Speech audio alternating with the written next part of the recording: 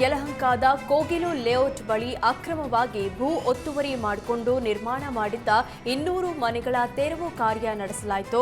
ಆದರೆ ಈ ತೆರವು ಕಾರ್ಯಕ್ಕೆ ನೆರೆಯ ರಾಜ್ಯದ ಕೇರಳದ ಸಿಎಂ ಪಿಣರಾಯಿ ವಿಜಯನ್ ಆಕ್ರೋಶ ವ್ಯಕ್ತಪಡಿಸಿದ್ದಾರೆ. ಉತ್ತರ ಪ್ರದೇಶದ ರೀತಿ ಕರ್ನಾಟಕದಲ್ಲೂ ಬುಲ್ಡೋಸರ್ ನ್ಯಾಯ ಅನುಸರಿಸುತ್ತಿದೆ ಅಂತ ಕಿಡಿಕಾರಿದ್ದಾರೆ. ಉತ್ತರ ಭಾರತದಲ್ಲಿ ಹಿಂದೆ ಅಲ್ಪಸಂಖ್ಯಾತರನ್ನ ಗುರಿಯಾಗಿಸಿಕೊಂಡು ನಡೀತಿದ್ದ ರಾಜಕೀಯ ದಾಳಿ ಈಗ ದಕ್ಷಿಣಕ್ಕೂ ಹರಡುತ್ತಿದೆ.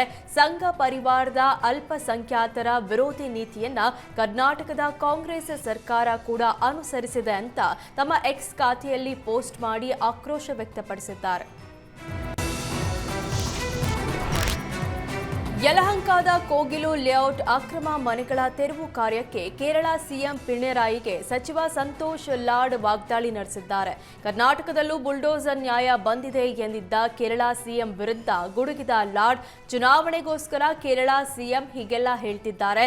ಕಾಂಗ್ರೆಸ್ ಪಕ್ಷ ಯಾರ ಪರ ವಿರೋಧ ಕೆಲಸ ಮಾಡಲ್ಲ, ಎಲ್ಲ ಸಮಾಜದವರನ್ನು ಕಾಂಗ್ರೆಸ್ ಸಮನಾಗಿ ಕಾಣುತ್ತೆ ಅಂತ ತಿರುಗೇಟು ಕೊಟ್ಟರು. ಅವರಿಗೆ ಎಲೆಕ್ಷನ್ ಬಂದಿದೆ ಅಲ್ಲ, ಅದಕ್ಕೆ ಹಂಗೆ ಹೇಳ್ತಾರೆ ಅವರು. ಸೊ ಕಾಂಗ್ರೆಸ್ಸಿನ ಇತಿಹಾಸ ಇದೆ. ಕಾಂಗ್ರೆಸ್ಸು ಯಾರಿಗೆ ಅಪೋಸ್ಮೆಂಟ್ ಆಗಿರಲಿ ಅಥವಾ ಯಾರು ವಿರೋಧವಾಗಿ ಮಾಡ್ತಕ್ಕಂಥದ್ದಲ್ಲ. ಕಾಂಗ್ರೆಸ್ಸಿನ ಇತಿಹಾಸ ಇಡೀ ದೇಶದ ಇತಿಹಾಸ ನಿಮಗೆ ಗೊತ್ತಿದೆ. ಎಲ್ಲ ಸಮಾಜದವ್ರನಿಗೆ ಒಡ್ಡುಗೂಡಿಸಿ ಹೋಗ್ತಕ್ಕಂಥದ್ದು ಐಡಿಯಾಲಜಿಲಿ ಇರ್ತಕ್ಕಂಥ ಕಾಂಗ್ರೆಸ್ ಪಕ್ಷ. ಸೊ ಯಾರಿಗೆ ಪರ ಆಗಲಿ ವಿರೋಧ ಮಾಡೋಕ್ಕೆ ಹೋಗೋದಿಲ್ಲ ನಾವು. ಅವ್ರಿಗೆ ಎಲೆಕ್ಷನ್ ಹತ್ರ ಬಂದೈತೆ, ಅದಕ್ಕೆ ಮುಖ್ಯಮಂತ್ರಿ ಆ ರೀತಿ ಮಾತನಾಡ್ತಾರೆ.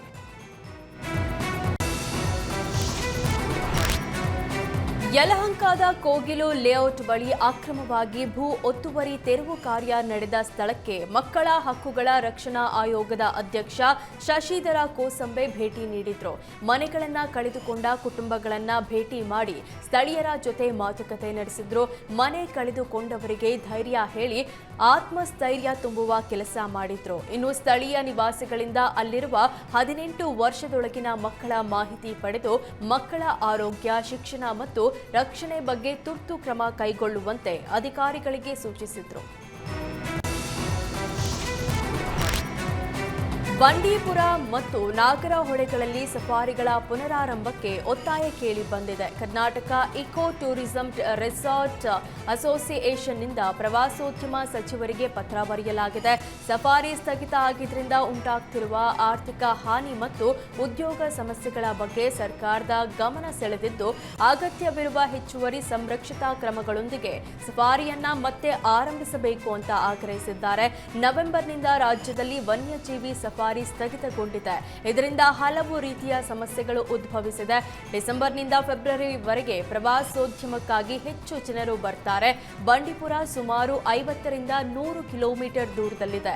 ಜಂಗಲ್ ಲಾಡ್ಜಸ್ ಅಂಡ್ ರೆಸಾರ್ಟ್ಸ್ ದಿನಕ್ಕೆ ಅಂದಾಜು 30 ಲಕ್ಷ ನಷ್ಟ ಅನುಭವಿಸುತ್ತಿದೆ.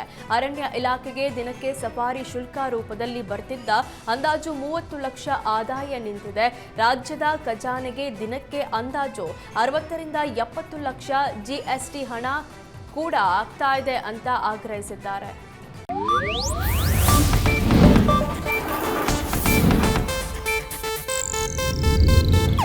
ಇದು ಏಷ್ಯಾನೆಟ್ ನ್ಯೂಸ್ ನೆಟ್ವರ್ಕ್ ಪ್ರಸ್ತುತಿ.